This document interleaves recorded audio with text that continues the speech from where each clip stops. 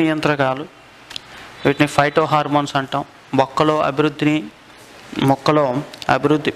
పెరుగుదల అభివృద్ధిని నియంత్రించే కారకాలని వృద్ధి నియంత్రకాలు అంటాం. మొక్కలో పెరుగుదల అభివృద్ధిని నియంత్రించే కారకాలను ఏమంటామంటే వృద్ధి నియంత్రణకాలు అంటాం. వీటిలో ప్రధానంగా పెరుగుదల అభివృద్ధికి ప్రధానంగా తోడ్పడేవి ఆక్సిన్స్, నెక్స్ట్ జిబ్రెలిన్, సైటోకైనిన్. ఇవి ప్రధానంగా పెరుగుదల అభివృద్ధిలో తోడ్పడతాయి. మరి వీటిని కంట్రోల్ చేసేవి ఏమనంటే కొన్ని విషయాల్లో వ్యతిరేకంగా పనిచేసేవి ఏమనంటే అబ్సైసిక్ యాసిడ్, ఇథరిన్ అనేవి వ్యతిరేకంగా పనిచేస్తాయి. ఇందులో మనం ఫైటో హార్మోన్లో మొదటి దాని గురించి డిస్కస్ చేస్తాం, ఆక్సిన్. ఈ ఆక్సిన్ని ఎవరు కనుగొన్నారంటే వెంట్ అనే శాస్త్రవేత్త కనుగొన్నాడండి. మరి ఆక్సిన్ని కనుగొన్నవాడు. మరి మొక్కలో సహజంగా మనకి ఎక్కువ శాతం కనిపించే ఆక్సిన్ ఏదనంటే ఇండోల్ ఎస్టిక్ యాసిడ్ అండి, IAA. మొక్కలో సహజంగా కనిపించే ఆక్సిన్ ఏదనంటే ఇండోల్ ఎస్టిక్ యాసిడ్ ఎక్కువ శాతం కనిపిస్తుంది. మరి మొదటి ఫైటో హార్మోన్ మనం కనుగొన్న ఫైటో హార్మోన్ ఏదనంటే ఆక్సినేనండి. మొట్టమొదటి ఫైటో హార్మోన్ మనం కనుగొనేటప్పుడు దేన్ని కనుగొన్నామంటే ఆక్సిన్ని కనుగొన్నాం. ఓకే, మరి మనం కృత్రిమంగా కొన్ని ఆక్సిన్ గురించి డిస్కస్ చేద్దాం. NAA naphthalene acetic acid, next IBA indole butyric acid. IBA అంటే indole butyric acid. Next 2,4-D అంటే డైక్లోరోఫినాక్సీ ఎస్టిక్ యాసిడ్. మరి నాఫ్థలిన్ ఎస్టిక్ యాసిడ్ దేనికి ఉపయోగపడుతుందని అంటే బొప్పాయి ఫల మొక్కల్ని చూద్దాం. బొప్పాయి పంటలో ఫలోత్పత్తికి తోడ్పడుతుందంటే ఈ ఆక్సిన్ అనేది తోడ్పడుతుంది. IBA ఇండోల్ బ్యూటరిక్ యాసిడ్ దేనికంటే అంటుకొమ్మలు అంటుకట్టేటప్పుడు, అలాగే ఆ అంటుకొమ్మల నుంచి వేలు ఉత్పత్తికి ప్రధానంగా ఏది తోడ్పడుతుందని అంటే ఇండోల్ బ్యూటరిక్ యాసిడ్. అంటుకొమ్మల్లో వేలు ఉత్పత్తి తోడ్పడింది ఇండోల్ బ్యూటరిక్ యాసిడ్. మరి అలాగే కణజాల వర్ధనంలో మనం టిష్యూ కల్చర్ చేసేటప్పుడు వాటి నుంచి వేలు ఉత్పత్తి అవ్వడానికి కూడా ఈ ఇండోల్ బ్యూటరిక్ యాసిడ్ అనేది ఉపయోగపడుతుంది. మరి 2,4-D డైక్లోరోఫినాక్సీ ఎస్టిక్ ఆమ్లం దేనికి ఉపయోగపడుతుందంటే ద్విదళ బీజ కలుపు మొక్కలండి. 2,4-D అంటే డైక్లోరోఫినాక్సీ ఎస్టిక్ యాసిడ్. డైక్లోరోఫినాక్సీ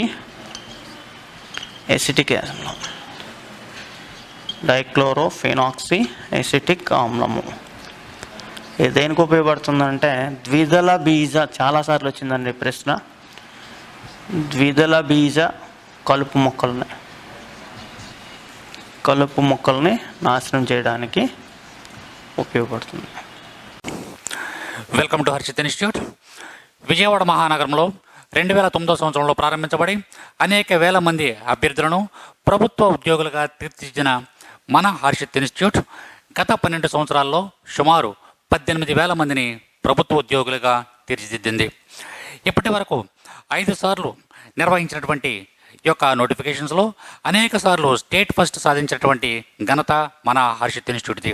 ప్రస్తుతం మన హర్షిత్ ఇన్స్టిట్యూట్ యొక్క ప్రత్యేకతలు 24/7 24 గంటలతో కూడినటువంటి లైబ్రరీ సదుపాయం. అంతేకాకుండా ఇదే లైబ్రరీలో మనకు అత్యున్నత ప్రామాణిక గ్రంథాలు అందించడం అనేది జరుగుతుంది. నెక్స్ట్ ఈ లైబ్రరీతో కూడినటువంటి ఈ లైబ్రరీలో మనకు వివిధ సబ్జెక్టులకు సంబంధించినటువంటి ఎకానమీ, పాలిటీ, హిస్టరీ, జోగ్రఫీ మరియు అన్ని సబ్జెక్టులకు సంబంధించినటువంటి పూర్తి స్థాయి స్టడీ మెటీరియల్ మీకు అందించడం అనేది జరుగుతుంది. అంతేకాకుండా జాయిన్ అయిన ప్రతి అభ్యర్థికి పూర్తి స్టడీ మెటీరియల్ మరియు అభ్యర్థి ఏ ఎగ్జామ్ అయితే రాయకపోతున్నాడో ఆ ఎగ్జామ్కు సంబంధించినటువంటి సిలబస్ ప్రతి ఒక్కరికి అందించడం అనేది జరుగుతుంది. అంతేకాకుండా స్టేట్ ఫ్యాకల్టీ మన ఇన్స్టిట్యూట్లో బోధించేటటువంటి ప్రతి ఫ్యాకల్టీ కూడా economy, polity, arithmetic and reasoning తదితర సబ్జెక్టులకు సంబంధించినటువంటి ప్రతి ఫ్యాకల్టీ కూడా ఎంతో అనుభవము, అంకితభావము కలిగినటువంటి ఫ్యాకల్టీ మన యొక్క ఇన్స్టిట్యూట్లో ఉండడం అనేది జరుగుతుంది. అంతేకాకుండా మన ఇన్స్టిట్యూట్ యొక్క మరొక ప్రత్యేకత డైలీ టెస్టులు నిర్వహించడం మరియు వీక్లీ, మంత్లీ ఎగ్జామ్స్ నిర్వహించి ఆయా ఎగ్జామ్స్ నందు బహుమతి ప్రదానం చేయడం అనేది మన ఇన్స్టిట్యూట్ యొక్క ప్రత్యేకత. అంతేకాకుండా నాన్ మ్యాథ్స్ స్టూడెంట్స్ ఎవరైతే ఉన్నారో వాళ్ళపై ప్రత్యేక శ్రద్ధ చూపించడం, నెక్స్ట్ వాళ్ళకి ప్రత్యేక తరగతులు నిర్వహించడం అనేది జరుగుతుంది. తప్పనిసరిగా మీరు ఒక్కసారి మన హర్షిత్ ఇన్స్టిట్యూట్ని ఒకసారి సందర్శించండి. హర్షిత్ ఇన్స్టిట్యూట్లో ఉన్నటువంటి ప్రతి అంశాన్ని క్షుణ్ణంగా అవగాహన చేసుకోండి. మరియు ప్రస్తుతం ఎవరైతే హర్షిత్ ఇన్స్టిట్యూట్లో ఉన్నారో ఆ యొక్క విద్యార్థుల్ని వాకప్ చేయండి. మన యొక్క పరిస్థితుల గురించి అవగాహన చేసుకున్న తర్వాతే మన యొక్క హర్షిత్ ఇన్స్టిట్యూట్లో జాయిన్ అవ్వమని కోరడం జరుగుతుంది.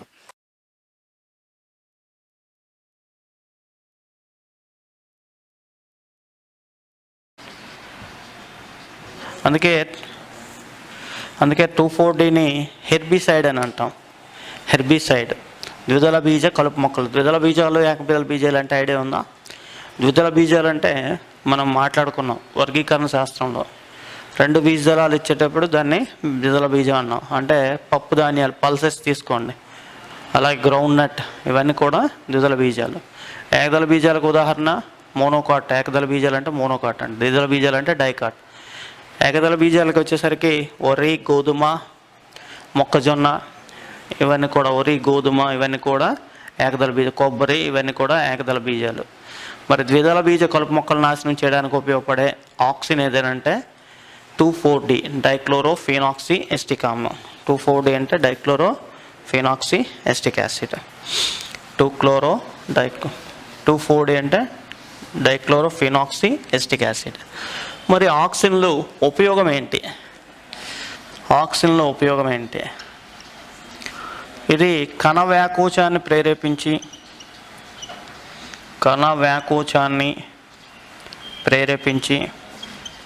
కణం పెరుగుదలలో ప్రధానంగా తోడ్పడుతుంది. కణ వ్యాకోచాన్ని ప్రేరేపించి కణం పెరుగుదలలో ప్రధానంగా తోడ్పడేది ఆక్సిన్. నెక్స్ట్ ఎపికల్ డామినెన్స్, అగ్రాధిక్యత. ఏంటి అగ్రాధిక్యత అంటే ఏంటి? ఒక మొక్క ఇలా పెరుగుతుంది అనుకో, ఇలా స్ట్రైట్గా పెరుగుతుంది. దీని పార్శ్వకోరకాలని పెరగవు. అటువంటి అంటే అగ్రకోరకం అనేది పార్శ్వకోరకాల పెరుగుదలను నియంత్రించే చర్య. అగ్రకోరకం అనేది పార్శ్వకోరకాల పెరుగుదలను నియంత్రించే చర్య. మనకి ఇలా ఉందనుకోండి, ఇది అగ్రకోరకం. ఈ అగ్రకోరకం అనేది పార్శ్వకోరకాల పెరుగుదలను నియంత్రిస్తుంది. ఇలాగా ఇక్కడ ఆక్సిజన్లు ఉంటాయి కాబట్టి ఇలా పెరిగిపోతుంది అనమాట. సైడు పార్శ్వంగా బ్రాంచెస్ ఏర్పడడానికి అవకాశం ఉండదు. అగ్రకోరకాలు ఇదే అగ్రకోరకం అనుకోండి, ఇది అగ్రకోరకం. ఈ అగ్రకోరకం పార్శ్వకోరకాల పెరుగుదలను, ఈ పార్శ్వకోరకాల పెరుగుదలను నియంత్రణ చేసే చర్యనే అగ్రాధిక్యత అని అంటాం, ఎపికల్ డామినెన్స్ అంటాం. మరి అలాంటప్పుడు ఇలా ఆక్సిజన్ ఉంటుంది కాబట్టి, ఈ కాండం యొక్క చివరి భాగంలో ఆక్సిజన్ ఉంటుంది కాబట్టి ఇలా విభజన చెంది ఉండిపోతుంది. అలాంటప్పుడు మనం కట్ చేసామనుకోండి, అప్పుడు పార్శ్వకోరకాలు అనేవి పెరుగుతాయి అన్నమాట. అగ్రకోరకాలు పార్శ్వకోరకాల పెరుగుదలను నియంత్రించే చర్యని అగ్రాధిక్యత అని అంటాము. అగ్రకోరకాలు పార్శ్వకోరకాల పెరుగుదలను నియంత్రించే చర్యని ఏమంటారంటే అగ్రాధిక్యత. మరి ఈ అగ్రాధిక్యతని ప్రేరేపించేది ఏదనంటే ఆక్సిన్ అనమాట. ప్రధానంగా కాండం యొక్క చివరి భాగాల్లో కానీ, వేరు యొక్క చివరి భాగాల్లో కానీ, విభాజ్య కణజాలాల్లో ఎక్కువగా ఈ ఆక్సిన్ ఉంటుంది. ఓకేనండి, ఇది రెండవది. మన కణజాల వర్ధనంలో వేరుల ఉత్పత్తికి కూడా ఈ ఆక్సిన్లు అనేవి ఉపయోగపడతాయి. మరొకసారి చెప్తాను చూడండి. వృద్ధి నియంత్రకాలు అంటే ఏంటి? మొక్కల్లో పెరుగుదలను అభివృద్ధిని నియంత్రించే హార్మోన్లని ఏమంటారంటే వృద్ధి నియంత్రకాలు అని అంటాం. ఇందులో ప్రధానంగా పెరుగుదలకు అభివృద్ధికి తోడ్పడేవి ఏంటంటే ఆక్సిన్, జిబరెల్ను, సైటోకైనిన్. వాటిని కంట్రోల్ చేసేవి ఏంటంటే కొన్ని విషయాల్లో వ్యతిరేకంగా పనిచేసేవి ఎట్లంటే ఎబ్సైసిక్ యాసిడ్ అండ్ ఎథలిన్. మరి మొట్టమొదటిసారిగా వృద్ధి నియంత్రకాల్లో గురించి చెప్పుకునేటప్పుడు మొదట ఏ వృద్ధి నియంత్రకాన్ని పెరుగుదల హార్మోన్ని కనుగొన్నారంటే ఆక్సిన్ అనే పెరుగుదల నియంత్రక హార్మోన్, ఫైటో హార్మోన్ని కనుగొన్నారు. మొట్టమొదటిసారిగా కనుగొన్న ఫైటో హార్మోన్ ఏదనంటే ఆక్సిన్. ఈ ఆక్సిన్ గురించి డిస్కస్ చేసేటప్పుడు ఈ ఆక్సిన్లు సహజంగా లభించే ఆక్సిజన్ అనేది మనం గుర్తుపెట్టుకోవాలి. మొక్కలో సహజంగా ఎక్కువ శాతం లభించే ఆక్సిజన్ ఏదనంటే IAA, ఇండోల్ ఎసిటిక్ యాసిడ్ సహజంగా లభిస్తుంది. మరి కృత్రిమంగా మనం చూసుకుంటే కృత్రిమ oxygen naphthalene acetic acid, indole butyric acid, 2,4-D dichlorophenoxy acetic acid. Naphthalene acetic acid ఏంటి? బొప్పాయి వంటి ఫలాల్లో ఫలోత్పత్తికి తోడ్పడుతుంది. బొప్పాయి మొక్కల్లో ఫలోత్పత్తి ప్రేరేపించడానికి లేదా అభివృద్ధి చెందడానికి ఏదో ఉపయోగపడుతుంది అంటే నాఫ్థలిన్ ఎస్టిక్ యాసిడ్. మరి ఇండోల్ బ్యూటరిక్ యాసిడ్ ఉపయోగం ఏంటంటే అంటుకొమ్మల్లో వేళ్ళు ఉత్పత్తికి అలాగే కణజాల వర్ధనంలో వేళ్ళు ఉత్పత్తికి ఇండోల్ బ్యూటరిక్ యాసిడ్ని యూజ్ చేస్తాం. మరి 2,4-D ఏదనంటే ద్విదళ బీజ కలుపు మొక్కలను నాశనం చేయడానికి ఉపయోగపడే ఆక్సిజన్ ఏదనంటే 2,4-D. 2,4-D అంటే డైక్లోరోఫినాక్సీ ఎస్టిక్ యాసిడ్ అండి. ఓకే, ద్విదళ బీజ కలుపు మొక్కలు నాశనం చేస్తుంది కాబట్టి వీటిని హెర్బిసైడ్ కూడా అని అంటాము. ఆక్సిజన్ గురించి మనం మాట్లాడుకున్నాం. ఈ ఆక్సిజన్లో మనం డిస్కస్ చేసుకునేటప్పుడు ఫోటోట్రాఫిజం, జియోట్రాఫిజం గురించి మనం డిస్కస్ చేయాలి. ఏం లేదండి, ఫోటో అంటే లైట్, ట్రాఫిజం అంటే మూమెంట్. ఓకే, ఫోటో అంటే లైట్, ట్రాఫిజం అంటే మూమెంట్, అంటే కాంతి అనువర్తనము అని అర్థం. మొక్క యొక్క కాండము ఎల్లప్పుడూ సూర్యకాంతం వరకు పెరుగుతుంది. దాన్ని ఫోటోట్రాఫిజం అని అంటాం. అంటే కాంతి అనువర్తనం, కాంతికి అనుగుణంగా పెరగడాన్ని, మొక్క యొక్క కాండం కాంతికి అనుగుణంగా పెరగడాన్ని ఫోటోట్రాఫిజం అని అంటాం. దీనికి కారణం ఆక్సిజన్లే. మరి జియోట్రాఫిజం అంటే, జియో అంటే మీకు తెలుసు గురుత్వానువర్తనం, అంటే ఎప్పుడు నేల వైపు పెరుగుతుంది. జియో, ఓకే, జియోట్రాఫిజం ఎప్పుడు కూడా నేల వైపు, వేరు అనేది నేల లోపల పెరుగుతుంది. దాన్నే గురుత్వానువర్తనం అని అంటాం. ఓకే, దాన్ని జియోట్రాఫిజం అని. మొక్క యొక్క వేరు ఎల్లప్పుడూ నేల లోపలికే పెరుగుతుంది, దాన్ని జియోట్రాఫిజం అంటాం. ఓకేనండి, ఫోటోట్రాఫిజం, జియోట్రాఫిజం ఈ రెండింటికి కారణం ఏదనంటే ఆక్సిజన్ అండి. ఈ ఆక్సిజన్ తర్వాత నెక్స్ట్ సెకండ్ ఫైటో హార్మోన్ ఏదనంటే జిబ్బరెలిన్.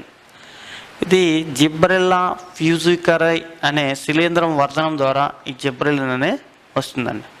మరి సహజంగా జిబ్బరెలిన్ కూడా మనకి లభిస్తుంది. ఓకే, అసలు జిబ్బరెలిన్ ఉపయోగం ఏంటి అనేది ఫస్ట్ మనం డిస్కస్ చేద్దాం. ఇది కాండం పెరుగుదలకు ప్రధానంగా తోడ్పడుతుంది. నెక్స్ట్ ఇలా ఈ సైడ్లు పెరగడానికి ప్రధానంగా తోడ్పడుతుంది. కాండం అంటే కనుపు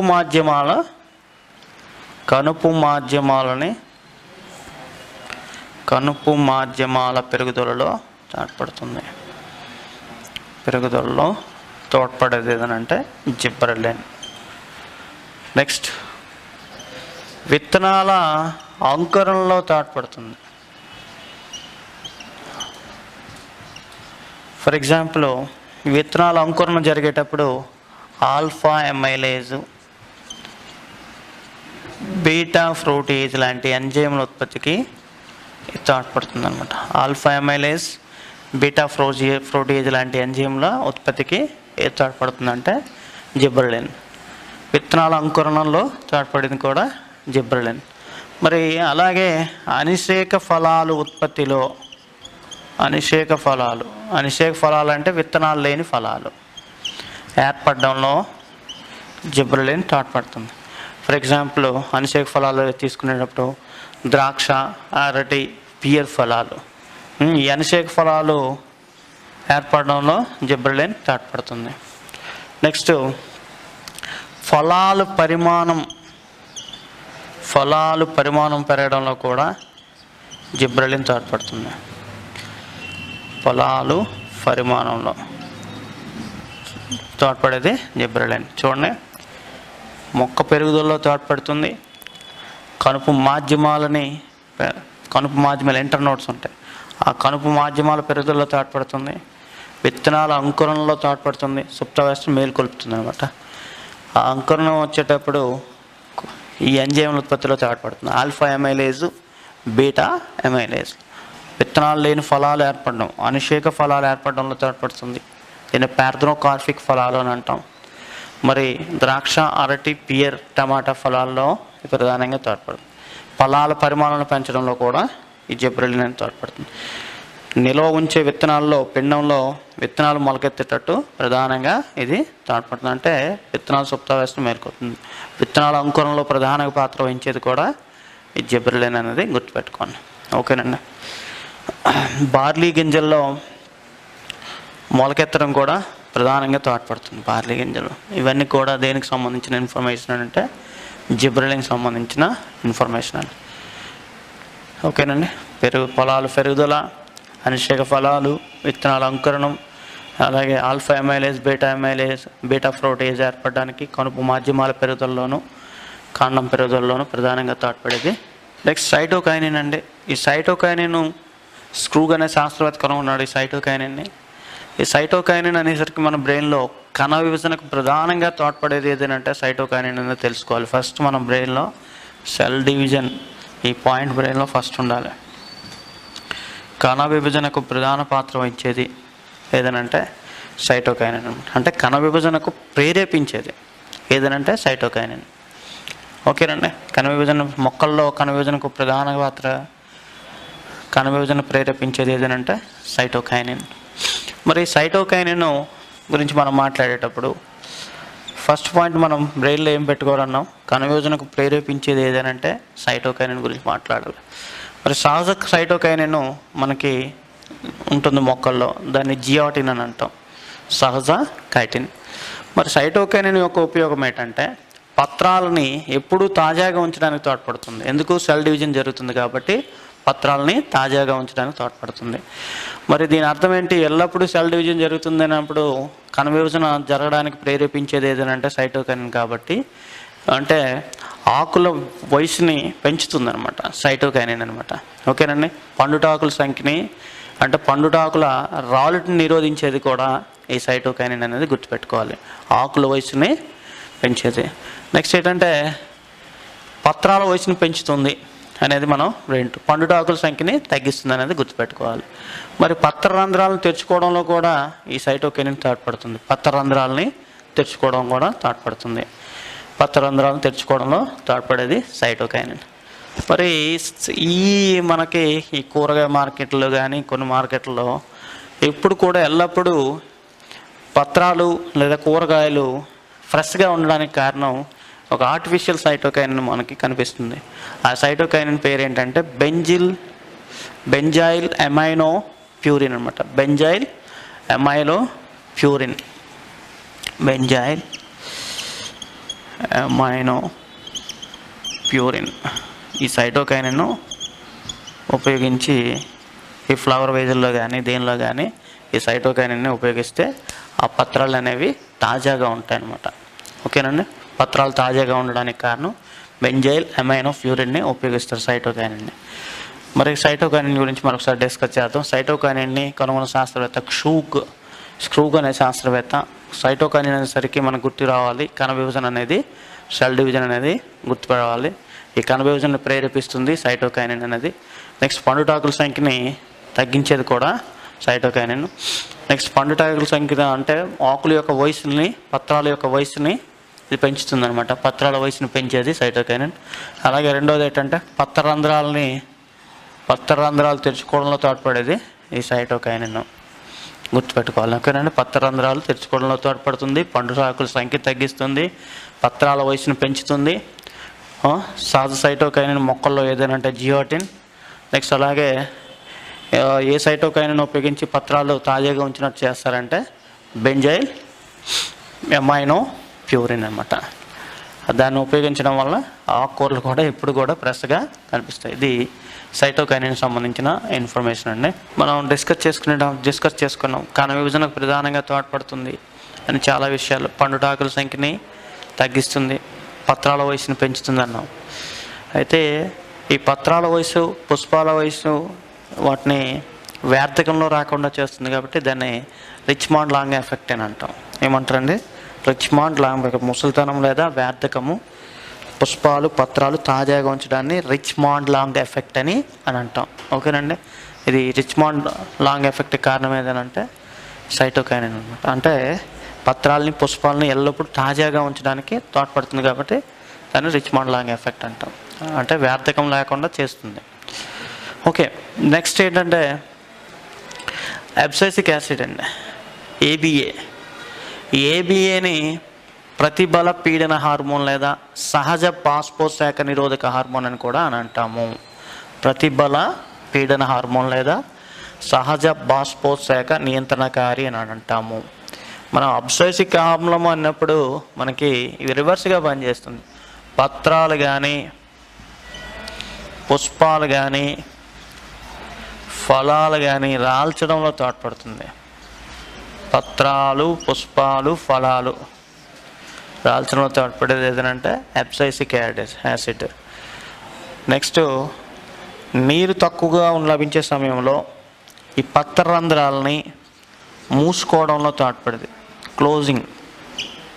ఓకేనా, పత్ర రంధ్రాలని మూసుకోవడంలో తోడ్పడేది అంటే పాక్షికంగా మూయబడడం జరుగుతుంది. అందుకే దీన్ని సహజ బాష్పోత్సేక నియంత్రణకారి అని అంటాం. పత్ర రంధ్రాలని పాక్షికంగా నీరు అందని సమయంలో, ఓకే, జలభావ పరిస్థితుల్లో నీరు అందని సమయంలో పత్ర రంధ్రాలని పాక్షికంగా మూయడంలో తోడ్పడుతుంది. అందుకే సహజ బాష్పోత్సేక నియంత్రణకారి. ఓకేనండి, సహజ బాష్పోత్సేక నియంత్రణకారి అని దేన్ని అంటామంటే ఏదండి అబ్సైసిక్ యాసిడ్. జలభావ పరిస్థితుల్లో అంటే నీరు సరిగా లభించిన పరిస్థితుల్లో ఆ పత్ర రంధ్రాలను మూసుకుంటుంది అనమాట, పాక్షికంగా మూసివేయబడుతుంది. దానివల్ల బాష్పోత్సేకం రేట్ అనేది తగ్గుతుంది అనమాట. ఓకేనండి, అందుకే సహజ బాష్పోత్సేక నియంత్రణకారి అనేది ఏంటంటామంటే అబ్సైసిక్ యాసిడ్ అంటాం. అలాగే మనకి విత్తనాల్లో సుప్తావ్యవస్థను ప్రేరేపిస్తుందండి ఏదనంటే అబ్సైసిక్ యాసిడ్. విత్తనాల్లో సుప్తావ్యవస్థని దీని ఆధారంగా ఏం చేస్తామంటే నిల్వ ఉంచిన బంగాళదుంపల్లో మొగ్గలు ఏర్పడడం నిరోధిస్తుంది అనమాట. అందుకే దాని నిల్వ సామర్థ్యాన్ని పెంచుతుంది. బంగాళదుంపలు స్టోర్ చేస్తాం కదండి, ఆ మొలకలు రాకుండా ఉండాలి కదా. ఆ మొలకలు రాకుండా ఉంచడానికి ఏం వాడతామంటే అబ్సైసిక్ యాసిడ్ అని వాడతాం. ఓకేనండి, అంటే విత్తనాల సుప్తావ్యవస్థను ప్రేరేపించేది ఏదనంటే అబ్సైసిక్ యాసిడ్ అనమాట. ఒకటి ఎగ్జాంపుల్ తీసుకుందాం. నిల్వ ఉంచిన బంగాళదుంపలో మొగ్గలు ఏర్పడడం నిరోధిస్తుంది. నిల్వ ఉంచిన బంగాళదుంపలలో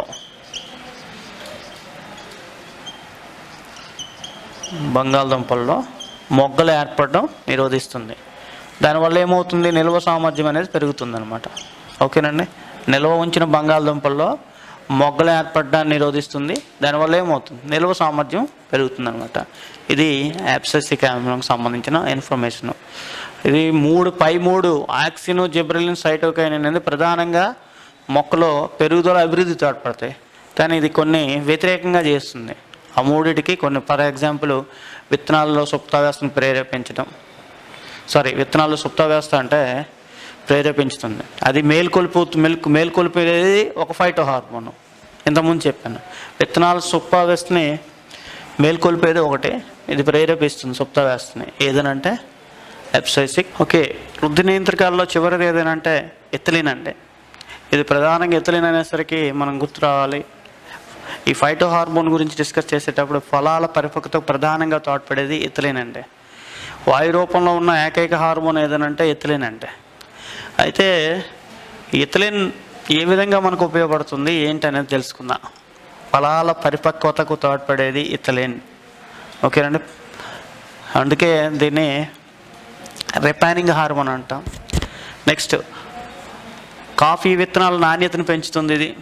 అలాగే అరటిలో చక్కెర శాతము, తర్వాత యాపిల్ ఫలాలకి రంగునివ్వడానికి కూడా ఈ ఎథిలిన్ అనేది తోడ్పడుతుంది. నెక్స్ట్, ఫలాల పక్వత అన్నప్పుడు ఎథిలిన్ అనేది మనకి గుర్తు రావాలి. ఫలాల పక్వత అనే కాన్సెప్ట్ వచ్చేటప్పుడు ఏం రావాలి, ఎథిలిన్. ఫ్రూట్ రిపైనింగ్ హార్మోన్ అని దీన్ని అంటాం అనమాట. మరి కృత్రిమ ఫలాలు సాధారణంగా మనకి ఆర్టిఫిషియల్, ఇప్పుడు మనకి ఫలాలు వేగంగా పరిపక్వతకు రావడానికి కొన్ని రసాయనాలు వాడుతున్నాం. అవి ఏంటంటే ఎసిటిలిన్, నెక్స్ట్ కాల్షియం కార్బైడ్. ఈ కాల్షియం కార్బైడ్ కానీ ఉపయోగించడం వల్ల ఏమవుతుందంటే క్యాన్సర్కు రావడానికి ఎక్కువగా అవకాశం ఉంటుంది. అంటే ఫలాలు వేగంగా పరిపక్వత రావడానికి ఏం చేస్తారంటే ఈ కాల్షియం కార్బైడ్ని, ఎసిటిలిన్ని వాడుతున్నారు అనమాట. కాల్షియం కార్బైడ్ ఎక్కువగా వాడడం వల్ల ఏమవుతుందనంటే క్యాన్సర్కు దారితీస్తుంది అనమాట. ఇది ఎథిలిన్ అనేసరికి మనకి గుర్తు రావాలి ఏంటి, ఫలాల పక్వత అంటే 2. అందుకే దీన్ని ఏమంటాం, ఫ్రూట్ రిపైనింగ్ హార్మోన్ అంటాం, ఫైటో హార్మోన్ అంటాం. అలాగే వాయు రూపంలో ఉన్న హార్మోన్ ఏదనంటే ఇథిలిన్. అరటిలో చక్కెర శాతం పెంచుతుంది ఇది, అరటిలో షుగర్ లెవెల్ పెంచుతుంది. అలాగే యాపిల్ ఉంది కదండి, యాపిల్లో రంగు రావడానికి కూడా కారణం ఏదంటే యాపిల్లో రంగుని పెంచడానికి కూడా ఏది తోడ్పడుతుందంటే ఇథిలిన్ అనమాట. కాఫీ విత్తనాల నాణ్యత పెంచడానికి కూడా తోడ్పడేది ఇథిలిన్ అనమాట. కాఫీ విత్తనాల నాణ్యతతో పాటు నెక్స్ట్ ఏంటంటే రబ్బరు మొక్క ఉంది కదండి, రబ్బరు మొక్కలో లేటెక్స్ శాతం పెంచడానికి కూడా ఇథిలిన్ ఉపయోగపడుతుంది. రబ్బరు మొక్కలో లేటెక్స్ శాతం పెంచడానికి ఇథిలిన్ ఉపయోగపడుతుంది. మరొకసారి డిస్కస్ చేద్దాం. దీన్ని ఏమంటాం? ఫ్రూట్ రిఫైనింగ్ హార్మోన్ అంటాం. నెక్స్ట్ సెకండ్ ఏంటంటే అరటిలో చక్కెర శాతం పెంచడానికి ఉపయోగపడుతుంది. యాపిల్లో రంగు శాతం రావడానికి ఉపయోగపడుతుంది, అంటే ఎరుపు రంగు ఎక్కువగా రావడానికి యాపిల్లో ఉపయోగపడుతుంది. నెక్స్ట్ ఇంకేంటంటే కాఫీ విత్తనాల నాణ్యతను పెంచడానికి ఏదో ఉపయోగపడుతుందంటే ఇథిలిన్. రబ్బర్ మొక్కలో లేటెక్స్ శాతం పెంచడానికి ఇథిలిన్ ఉపయోగపడుతుంది. అంటే కొన్ని ఫైటో హార్మోన్లు మొక్కకి ఎక్కువగా ఉపయోగం, కొన్ని ఫైటో హార్మోన్లు మొక్కకి తక్కువగా ఉపయోగం ఉంటాయి. మరి ఇథిలిన్ అనేసరికి మనకేం గుర్తు రావాలి? ఫలాల పరిపక్వత. నెక్స్ట్ ఏంటంటే తొందరగా ఫలాలు, అందుకే ఇథిలిన్ ఏమన్నాం? ఫ్రూట్ రిఫైనింగ్ హార్మోన్ అన్నాం. మరి ఫలాలు తొందరగా పరిపక్వత రావాలంటే కొన్ని కృత్రిమంగా మనం ఆర్టిఫిషియల్గా మనం కెమికల్స్ వాడేస్తున్నాం. ఏంటంటే example calcium carbonate, calcium carbide, ఓకేనండి.